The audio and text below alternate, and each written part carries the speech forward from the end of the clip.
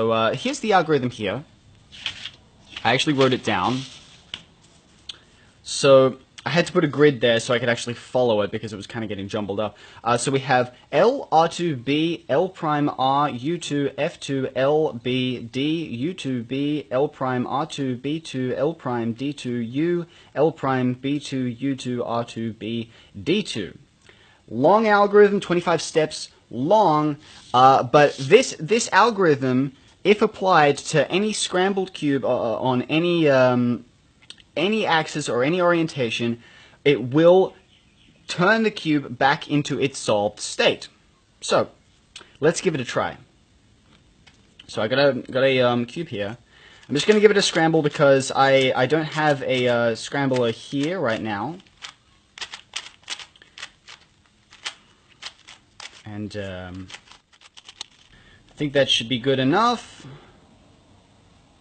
Alright, so let's just give this a try and see where it ends up. Okay, so let's try the algorithm. So let's do L, R2, B, L prime, R, U2, F2, L, B, D, U2, B, L prime, R2, B2, L prime, D2, U, L prime, B2, U2, R2, B, D2. And there you have it, back into its solved state, which I think is rather interesting. I've been messing around with this all night, and I was pretty surprised to see that it actually works. That's actually a very rare case where you get right to the end of the algorithm. Usually it will pass through its solved state at any given point on this algorithm, so you could probably get like 9 or 10 steps in. Usually it's around 14, 15 that the puzzle will be solved. Just to prove that this works, I'm going to do it again. So let's just do another scramble here. You can try this at home. You can try this at home right now. If you have a Rubik's Cube, then you can give this a try yourself. If it's already scrambled, then you can follow along with me and give this a try. So let's just do a load of scrambling here. Okay, so that looks pretty good. So let's give this another try.